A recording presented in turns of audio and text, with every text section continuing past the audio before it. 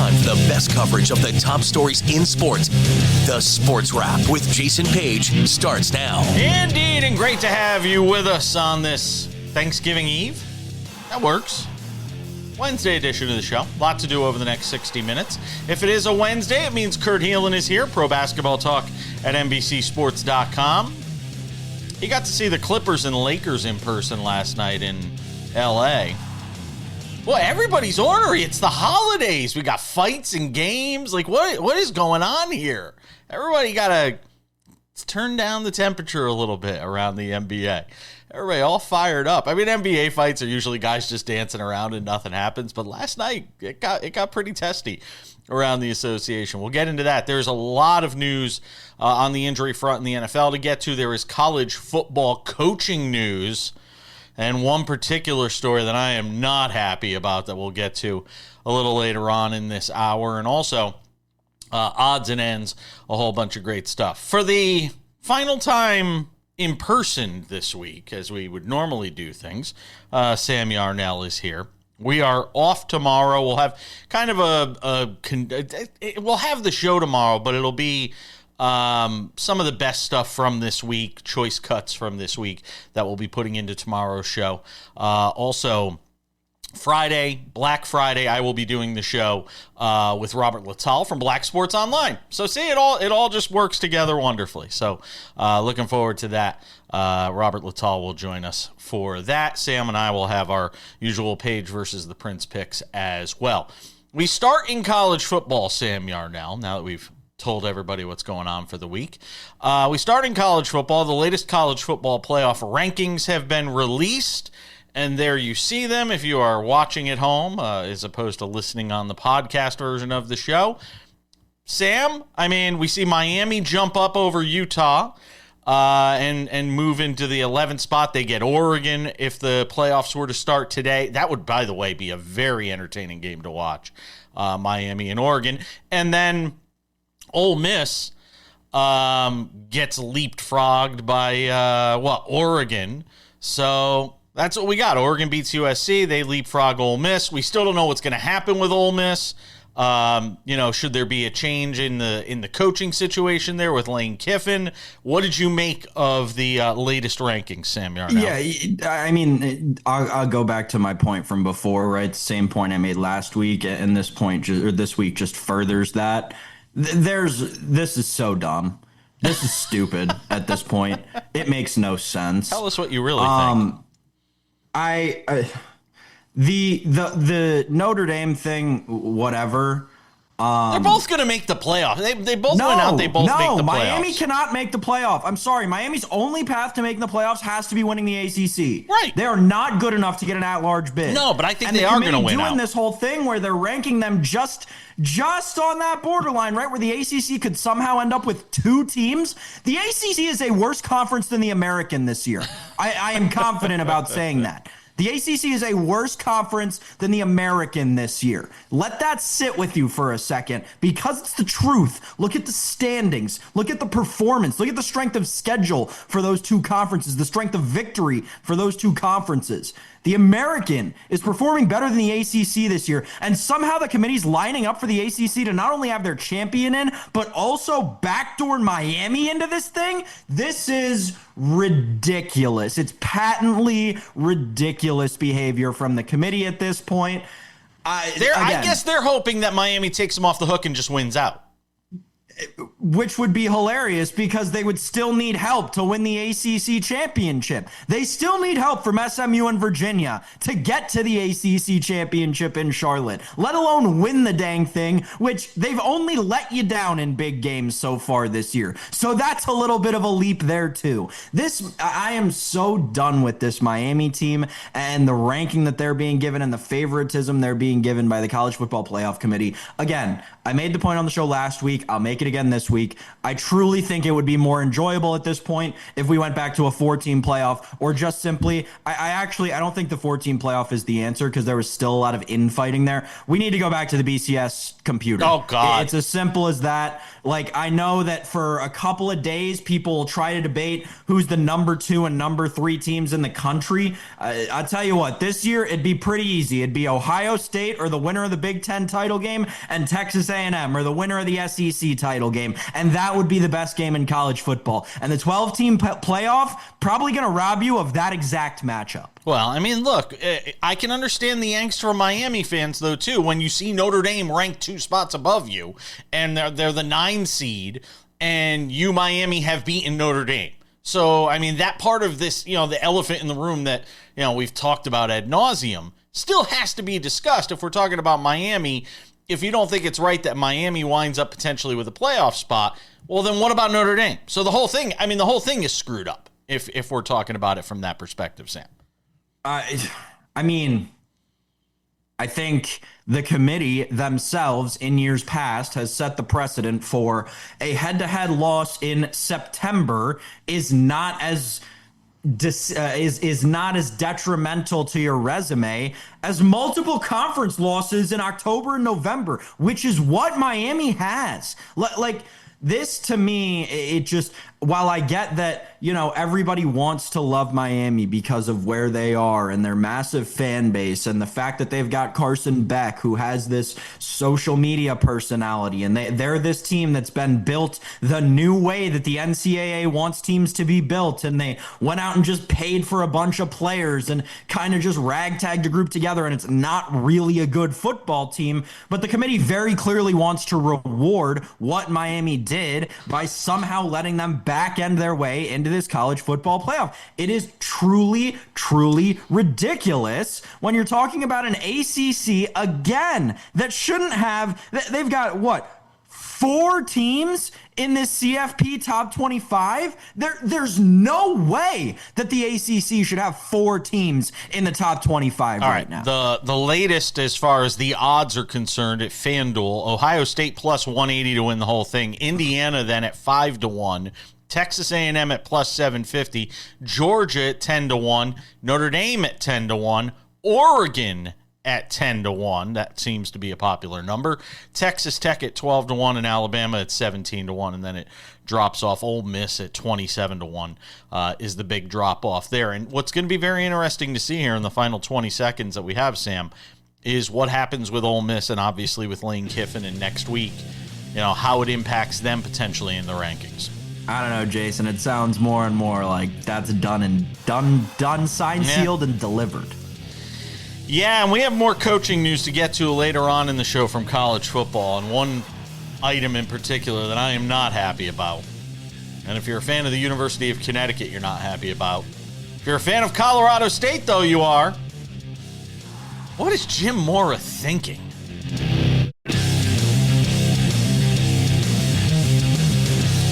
Continuing on this Wednesday edition of the show, good to have you with us from our SportsWrap studios in Las Vegas.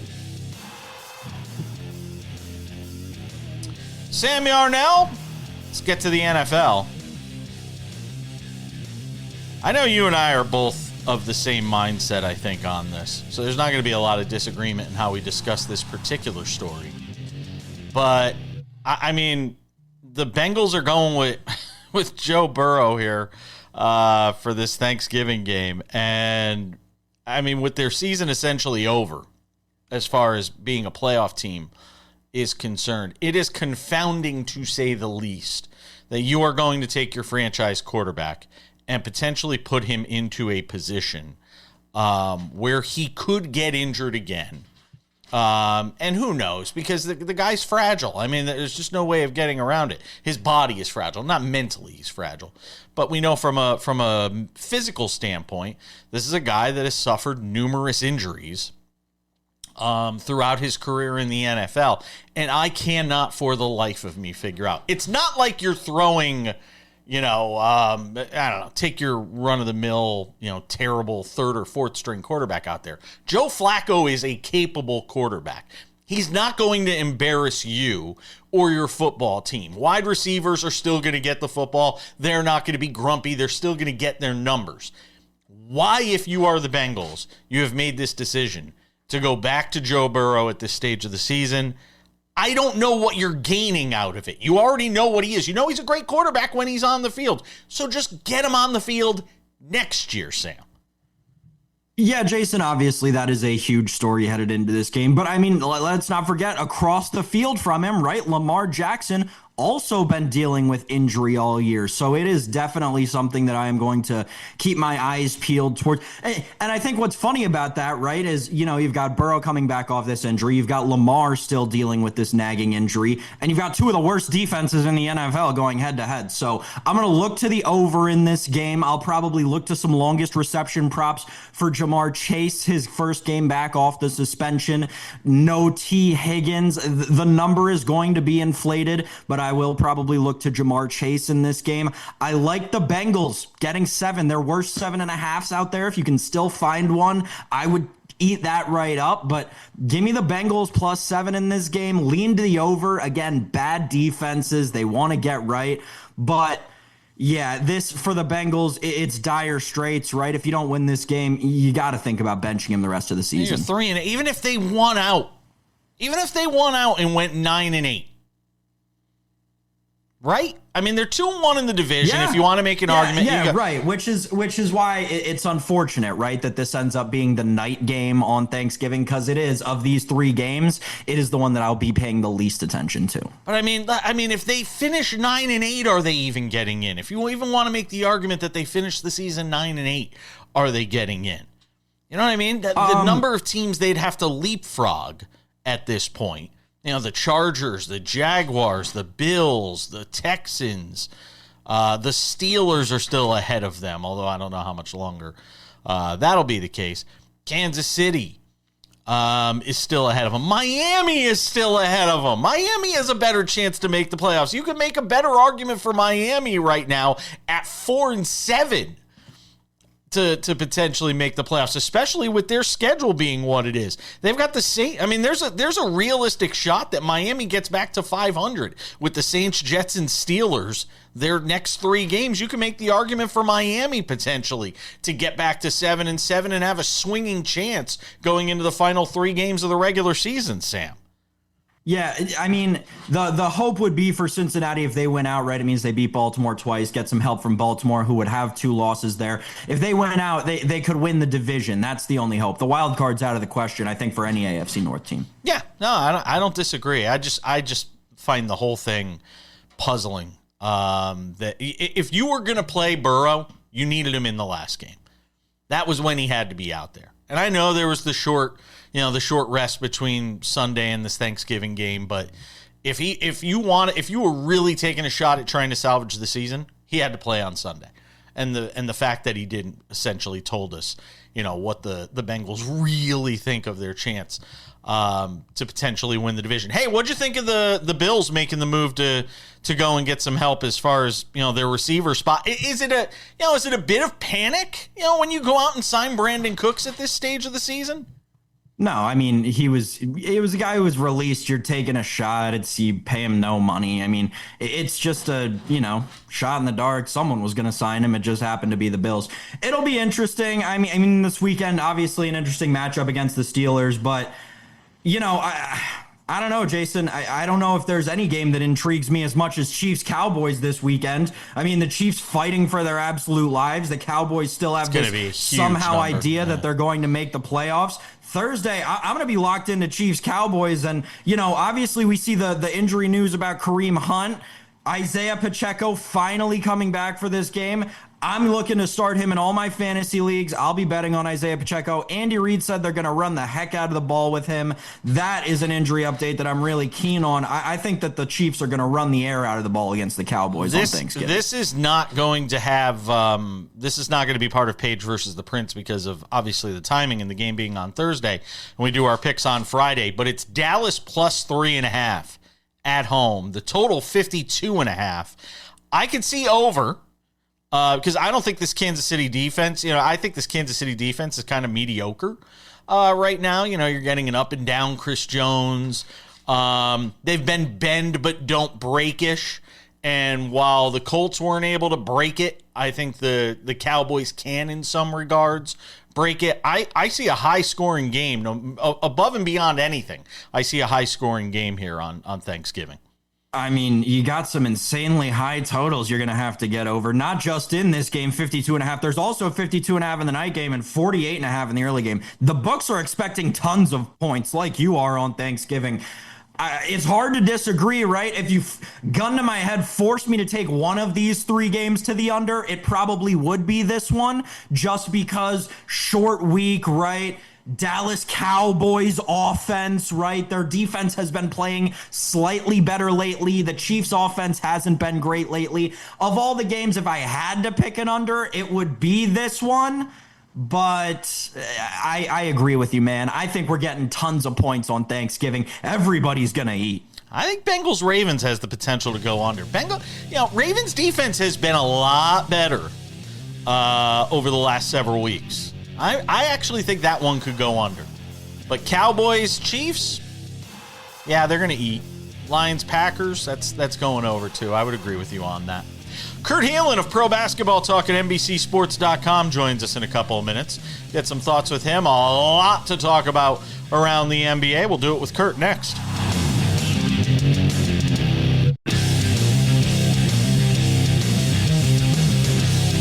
Welcome back to the show. Good to have you with us. Let's talk some NBA. My friend Kurt Helin is here. Pro Basketball Talk at NBCSports.com is his jam. Provides us his insights. So you were at Lakers-Clippers on Tuesday night. And it ain't like the old days with the Clippers just running roughshod on the Lakers. No. Not a lot of defense in this game. The total. I laughed last night when I saw the total before the game.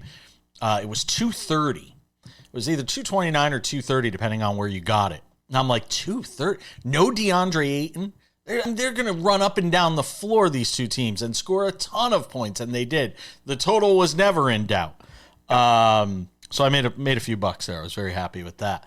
But look, this Lakers team just continues to fascinate me as we continue to see, the dynamic with LeBron being back now.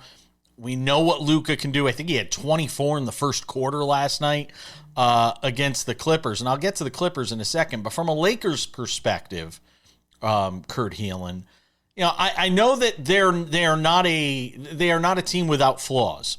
And I know, we've talked about them potentially going and getting a 3-and-D guy. But when you just look at it on the surface, from a wins and losses standpoint, you've got to be thrilled right now with where this team is.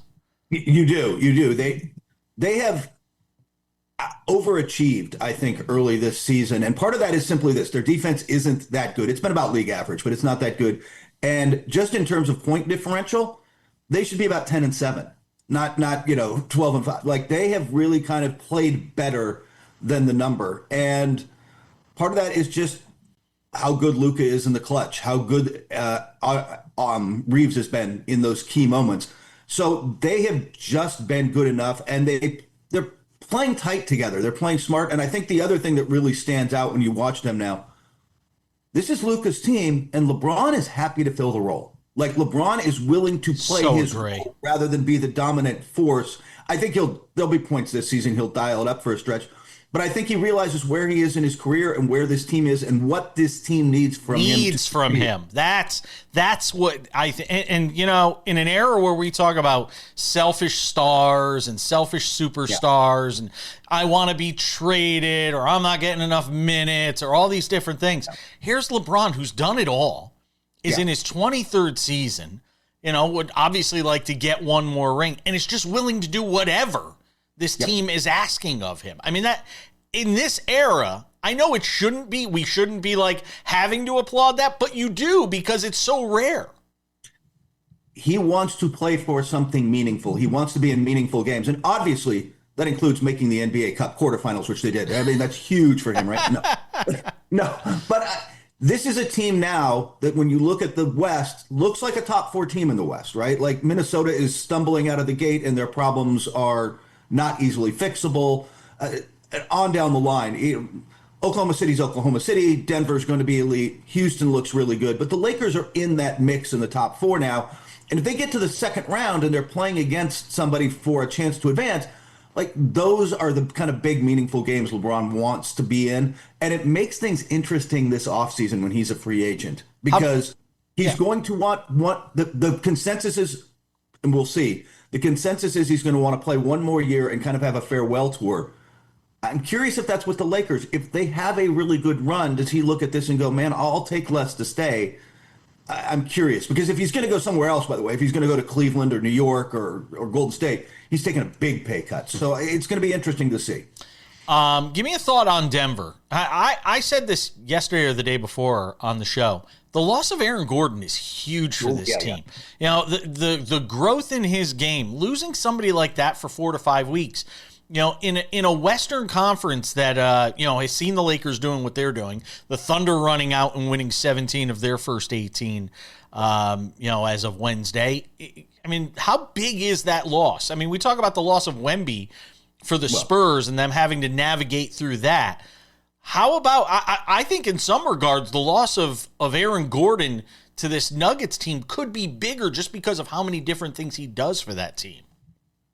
Nothing's bigger than Wemby, first off, literally, and in terms of his import to the Spurs. But it's not. By the way, it's not just losing Aaron Gordon.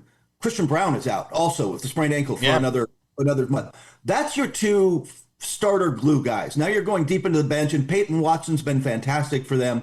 But now you're leaning much deeper into the bench. You're asking all this other stuff of them, and it's going to hurt. And I'll tell you what, the Lakers and the Rockets in particular, if we're talking about you know what they're rooting for? Denver to slip a little during this phase and eventually fall to 4th in the West. Because if you can get to the playoffs with them 4th and Oklahoma City 1st, that's now your second round matchup. And for Houston and the Lakers and anybody else who wants to advance, having them face each other in the second round gives you a chance to get to the conference finals and a puncher's chance of knocking one of them off. Let those 2 teams battle it out because they're, when healthy, still the 2 best teams. But maybe you can get to the conference finals. Maybe you got a little something there with a little luck. If your argument was complacency being the thing that could slow down Oklahoma City coming off of a title, and that hasn't happened here, Kurt Helin, with them at 17-1. What is the thing that could slow down this team right now? Catastrophic meteor destroying the earth. I was afraid you were going to say that. The thing is, they're doing all this without their second best player, and they're what's more concerning. And they don't even have to rush him back. No, they don't. They especially don't now. He missed the cutoff for playing 65 games and making an All-NBA team, which means he signed a max deal with a Rose rule, so he could get 30% of the cap. Now he can only get 25%, which is still a boatload of money, but I don't think what he was expecting. He was an All-NBA player a year ago. All that said, this team is marching forward, and the other thing that really stands out, their defense isn't just good. Right now, as of yesterday, it's 6 points per 100 possessions better than anyone else in the league. Detroit is second.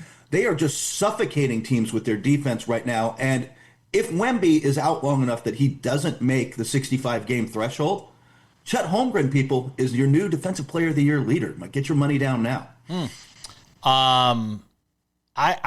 Do you see them, are there any moves that you think here in the final 25 seconds of this segment? Is there anything you see them doing from a trade standpoint that shores them up going into the next phase of the season or before the trade deadline? Barring an injury, I don't see that. They don't need to. But they're so deep. The thing, they do have, if something comes up they like, they have the assets. They can make any trade they want. They're probably just not, they don't need to. Telling you, man, it feels dynastic in Oklahoma City. Hello to our friends watching us over there on Cox Your View. We're coming back. More with Kurt Helin on the other side.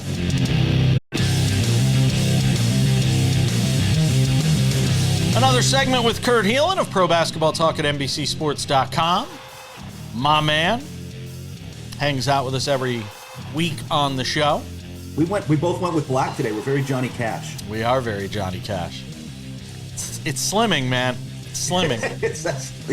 It's all I can do. How troubling is the Matt Ishbia stuff with the Suns right now, Kurt? It's not good, but it's also, look, anybody who's covered lawsuits in the past, worked in legal, there's two parts to it, right? There's the legal argument of what they're doing, and then there's winning hearts and minds. And publicly pushing out some of the stuff they're pushing out is these minority owners trying to win the hearts and minds of Suns fans and others that, hey, the league, hey, this guy's a problem and he's using this team as an ATM. That certainly has happened in professional sports. Hello, Frank McCourt, wherever you are. But it's not. I don't know if that's the case here. I think they're pushing a narrative. Ishbia is pushing back. These are two guys who would like to get more control over a team that they don't have any say over and don't necessarily like how he's handling things. But I don't know that they're ultimately going to win the argument in a courtroom where this matters most. Does the 11-7 start help quell some of the issues that are happening there? I think absolutely. For Suns fans, like, the team looks good. The team, Jordan Ott has been playing great. You're going to see him get Coach of the Year mentions deservedly. And you know what they're doing? They're playing hard every night. They're playing smart. I mean, they've got talent with Devin Booker and on down the line, but they're playing hard every night. And you would think in professional sports that shouldn't be a thing. Again, we all know. Yes. We all know it is. And if anybody who watched this team the last 2 years, them just busting it every night is like half the game. Yeah, I agree with you on that. It is funny that Kevin Durant leaves and they're a better team this year than they were last. I'm just saying. I'm not saying not saying correlation, causation, or any of that. I'm just pointing out the fact. It's bigger than Kevin Durant, but yeah, it's like they don't have the guy to fall back on. They don't have the guy who, like, oh my gosh, 7 seconds on the shot clock, throw him the ball and let him do something. Not having that has forced them to execute a little bit. Tell me why the Detroit Pistons in this 15-2 start shouldn't have Houston Rockets vibes of last year to me. That, yeah, they're good, and yes, they're going to win games, and they're going to be competitive in the East, but are they really ready to make that leap to being a championship team? I know that's very trendy to say yes. Somebody, I don't want to disparage one of our people who said that on air this week. But no, they're not. And I think the problem is simply this. Their defense is elite. That gets them there. They've been great on that end. But in the playoffs, you've got to have a secondary shot creator. If you're the Bucks winning a championship, I can make, back in 2021, I can make life hard for Giannis, but when Chris Middleton's stepping up and other guys, right, they had other players stepping up, Drew Holiday, they had all these guys stepping up into that void. Who's that guy? I'm not sure that guy exists yet on Detroit. And that's why, by the way, and I've mentioned it here, the league is watching to see if they can get Lauri Markkanen. Lauri Markkanen changes the dynamic if they make that trade. I don't know if they're going to be able to. I don't know if they're going to. But they need one more high-level shot creator in a playoff situation, because I can then, as great as Cade is, and he's going to get his, I can make life difficult for him, and there's got to be an outlet. Toronto was 5-5 through the first 10 games of their season. They've won 8 straight. How surprised are you at what's happening north of the border? I'm very surprised. Well, this is a team that had a lot of talent, but I felt like it was the island of misfit toys. Thank you. I'm like, why did I guess it's not past Thanksgiving, so I haven't really come up with my Christmas references yet. But the island of misplaced toys, they just didn't see how they fit together, but they are, and they're doing it by running. They're one of the fastest teams in the league. They're getting up and down. They're playing enough defense. And out in transition, they've just got athletes and shooters and guys who can play. And Brandon Ingram, the up and down career of Brandon Ingram is definitely up. He has found a comfort level there. And that guy can get you buckets, man. That guy has always been able to go get buckets. He looks fantastic. They're going to miss R.J. Barrett for the next week, but that's another team that's advanced. They were 3-0. They're through into the NBA Cup, and that could put them on a big stage in Vegas if they win one more game. Just because of the way the TV rating structures, we don't really see them on national TV all that much here in the States, but they're playing really fun brand of basketball. We haven't talked much about the Celtics, and for obvious reasons with Tatum being out this season. The Celtics at 9-8. There's the way the Pacers have gone at 2-15 without Halliburton, and then there's the Celtics who, without Tatum, are still a 9-8 team, and right now on the fringes of the playoff picture. They have gotten a few things going, but Quinta in the middle has been kind of a key. Like, I just thought their center position was going to fall apart. Remember, Porzingis gone. Al Horford gone. Their whole center, Cornette, gone, right? He's actually holding up what's left in San Antonio right now. Everybody left. I'm like, man, it's going to fall apart. They've actually been pretty good in the middle. They've actually been pretty good in the paint. And with that, look, Jaylen Brown's playing like an all-NBA player. He has been phenomenal. Peyton Pritchard has stepped up. Like, they've gotten enough offense. And the perimeter guy, I mean, they still had Derek White. Like, they've still had the perimeter players. I just didn't think they were the best way to tank in the NBA. Quietly, is to just not have good center play, like not have good defense and good play on either end of the paint. And I thought that was going to be them, and I've been proven wrong. They've been good enough to be a play-in team. All right, only because I have to. I've got 30 seconds left in the segment. Say something about my Knicks. Oh, hey, look, I don't know. Are you down on your Knicks right now? I think they're playing. They haven't quite found their groove yet, and they've got to be a little more consistent defensively. But like I still see this team as, on paper, the second best team in the East, maybe. Like, they are right there. Detroit's kind of looks the best right now, but push comes to shove, man. I still like the Knicks as a real chance to come out of the East if they can just kind of get everybody healthy. Well, we're into the holiday season, which means we're all paying a lot more attention to basketball. I've been paying attention to it since day one. Kurt Helin is with NBC Sports and Pro Basketball Talk. Thank you, my friend. Take care, man. Odds and Ends wraps it up 10 minutes from now. Sam Yarnell, let's talk some more college football. That coaching carousel, it is moving. And I got to tell you, I had a feeling it was coming. But even still, it bothers me all the same. And I feel like I've got PTSD because when UConn... back in 2010, when you were a mere 10 years old, had Randy Edsall as their head coach. And I had actually become pretty close with Randy during his time at UConn. And we played golf together. He came on a TV show that I hosted briefly in Connecticut. And I loved Randy. But when Randy had that big success and UConn went to the Fiesta Bowl and got their doors blown off by Oklahoma, we all knew there was a possibility that he was going to leave for greener pastures. And he had told me in private, he was like, look, at my age, I've got one probably big move left to make if I'm going to make it.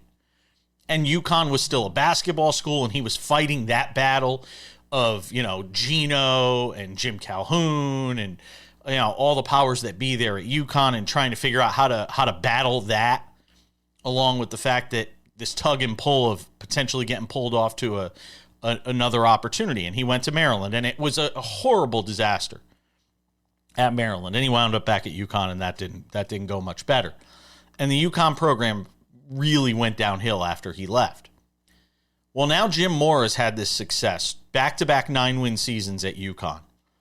And the reports are that he is going to leave UConn to take the job at Colorado State. Because, hey, first prize, Colorado. Second prize, Colorado State. Where nobody's been able to revitalize that program. They are putting a ton of money into it. They believe they can be a college football playoff team. That's the goal. I also believe one day I can make Pat McAfee money. That's probably not going to happen either. Just saying. Just saying, Sam. It's a goal. We all have goals. We all have dreams. Probably not going to happen. But Jim Moore is apparently leaving UConn. And I feel like that cycle at UConn is going to start again, where that program's going to go back into the crapper. They're going to go try and find coaches. They'll have one or two bad ones. I'm so down on the whole thing right now with the idea of Moore leaving for Colorado State. Yeah, and while it's understandable, UConn fans can do nothing but be thankful to this man. Remember 4.5 years ago where your program was when Jim Mora graciously lent his help and decided to take over this job in this program. You were about to be disbanded. Not only were you an independent FBS team. You were trending quickly towards the FCS, and rumor had it that the university was altogether just going to cut the football program. Then comes in Jim Mora, puts together back-to-back 9-win seasons, and I'm not going to blame him for wanting to leave for a school that will... I'm sorry, I'm going to hold this against UConn, a school that is clearly willing to change and evolve in this new era of college sports and move to a new conference, right, instead of remain independent, where Jim Mora actually will have a shot at college football playoff berths, right? So to the wanting to make a college football playoff Pat McAfee analogy, right, the guy just got to an ESPN show, right? He's not just floating around as some independent anymore. He made it to the dance. Now he's just got to get in. To me, the move makes sense from all parties. And I mean, you even saw it from what the AD said. You have to be grateful for what Jim Mora did with a program that was more than on life support, a program that was on death's door. He brought back to a successful college football independent. That's nothing to shake a stick at. And you've got to be supportive in his decision to go want to make more money and have higher stature in the college coaching ranks. Here's the thing. I don't know. I mean, I understand why Colorado wants it, why Colorado State wants him. I understand, I just think there is a lesson to be learned, and I mentioned the Edsel story for a reason. We always think the grass is greener on the other side. And that AD at Colorado State, whose name escapes me, I was reading about him last night, obviously sold Jim Mora on what they think Colorado State could be. They built a new stadium. They've got money they're going to spend and put into the program. It isn't always greener on the other side. And he may find that out the hard way. And I hope for his success, because he has done things for UConn that program has not done in close to 20 years. So I'm rooting for his success. But the grass isn't always greener on the other side, Sam. I mean, you're going into a whole bunch of unknowns. You're battling against Dion, who's there maybe for at least another year. You're battling for players with him. And I think it's a tall order to try and rebuild. That Colorado State program's been bad for a while.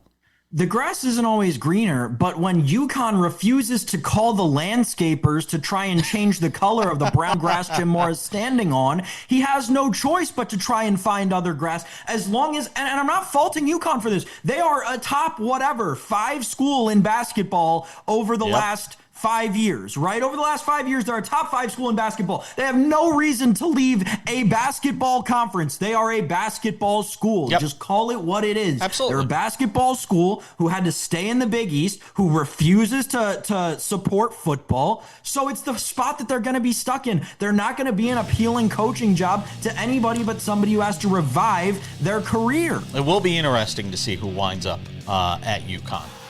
And there's a bunch of names that are emerging on that side. Eric Morris, by the way, your new head coach. He leaves North Texas and goes to Oklahoma State, Sam. What? You got 5 seconds to... That's all I'm going to get? Could have had a bigger job. I agree. Bill Bender told us. Yeah, I agree. Odds and ends are next.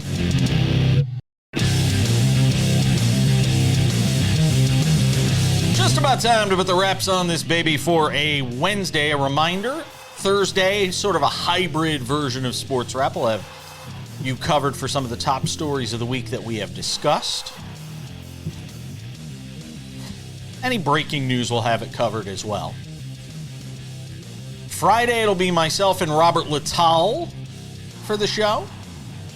Looking forward to that as well. Our friend from Black Sports Online, who joins us every Friday on the show anyway, he's just going to join us for a little bit more of the show on Friday. So looking forward to that. As you all go out and do your Black Friday shopping, which I have not gone out shopping on Black Friday in forever. Sam, you ever do the Black Friday? You ever do the Black Friday shopping thing? Not in years. I did when I was younger, but not in years. Yeah. Watching people just trample each other to get to the newest, latest toy. Not something I'm all that interested in doing. I'll sit on my computer and go click. I'll buy it there. That's it. Cyber Monday. But make sure you support your businesses out there, because very important for our economy right now. This is it. This is make or break season for a lot of retailers. If it doesn't go well over the next couple of weeks, it's curtains for certain companies for sure. All right, Sam Yarnell, without any further delay, actually got a couple of reminders. Got to make sure I give those. Sports Wrap with Jason Page podcast, available on all your favorite podcasting platforms. Hit the subscribe button on that. 45 minutes for you Monday through Friday. It is beautiful. The show works just as well in its audio form. Also, the Sports Wrap with Jason Page YouTube channel, which if you have not subscribed yet, make sure to do so. It is fantastic. The TV show that everybody gets to see all over the U.S. and Canada on 270 affiliates. Available Monday through Friday on the Sports Wrap with Jason Page YouTube channel. Again, commercial free. Go and check that out. Also, Sports Wrap Shorts. When news breaks, we are there to cover it with Sports Wrap Shorts. Available 7 days a week, anytime there is news breaking. Also on our TikTok channel, Sports Wrap Jason Page, and on our Instagram, Sports Wrap Jason Page. You'll also find Sports Wrap Shorts there. Without any further delay, ladies and gentlemen, time for some odds and ends. Odds and ends, Sam Yarnell. Sonny Gray is a Boston Red Sox. It's a great move for the team. It didn't work with him in New York. Boston is not New York, though. And Sonny Gray goes from the Cardinals to the Red Sox. St. Louis receives a left-handed prospect, Brandon Clark. Right-hander Richard Fitz. Boston also gets $20 million to help cover Gray's salary. There's really not much downside here for the Red Sox, Sam. Maybe. Why? I don't know. The Red Sox are reeling. They know they're going to lose Bregman. They're making weird moves right now. Obviously, this front office has been one that, Boston fans know it well. Let's call it like it is. The front office has been in shambles for the better part of 8 years, right? 5 years since the last time you were in the World Series. It was like the next day, everyone was like, okay, we all forgot how to do our jobs, and also half of us quit, but then half of us came back, but then the other half of us got fired, and now half of us work for the Cubs. It makes no sense what is going on in the Boston front office. Now you are buying on Sonny Gray going into year 14 to be at least somewhat major part of your rotation. He'll be your 3 or your 4 all season long. A guy who threw 180 innings in year 13 last year. That's the guy you're going to want to bet on with 2 prospects, one of whom had major league experience, albeit not great. I don't know, man. It felt like the Red Sox actually had something this year, and there was an idea behind what they were doing, and it was like this youth movement in Boston, and we're just going to be this ragtag group of young guys, and even the older young guys are going to get traded out. I'm looking at you, Jaron Duran, who never ended up getting traded out. It's a confusing move from the Red Sox. It feels like it strays away from what they had just started to build, and I don't really understand it. Crochet out there with Gray. Couple of guys last year, last 2 years with 200 strikeouts the last 2 seasons. You pair them up, Brian Bello, Cutter Crawford. I didn't realize Patrick Sandoval was still there. I forgot about Patrick Sandoval. Yeah. The thing is, right? You said it though. Brian Bello, Cutter Crawford. Yes. It's house grown. Even Crochet's not old, right? No. But with Crawford and Bello and other guys, even with Fitz, I thought it was these homegrown arms that the Red Sox were starting to build around. It just feels like they're getting away from that at this point. Red Sox also said to be interested in Joe Ryan. We'll see what happens, obviously, as this offseason continues. Sam Yarnell, Justin Tucker will not be kicking for the New Orleans Saints this year. The team opting for Cade York after Blake Grupe's latest struggles. So Justin Tucker got a tryout alongside Cade York, but the organization ultimately deciding on Cade York as their kicker. Will Justin Tucker be with an NFL team before the end of the season? Yes or no? No shot. No shot. And guess what? If he's not with a team by the end of this NFL season, he's not going to be with a team again by the end of next NFL season, and that'll be curtains on Justin Tucker's career. The question becomes, Jason, that I'll flip back to you, is he still a Hall of Famer? Thing is, the NFL does take that stuff into consideration. I know the Pro Football Hall of Fame, rather, takes that stuff into consideration. So, be a good question for our friend Jason Cole, who's part of that selection committee. Then again, he may not be able to tell us much. I'm not sure. We're out of time. Hey, Sam, have a great Thanksgiving. Thank you to Kurt Helin. Thanks to all of you for watching at home. We'll see you back here on Thursday and Friday for Sports Wrap. Bye-bye.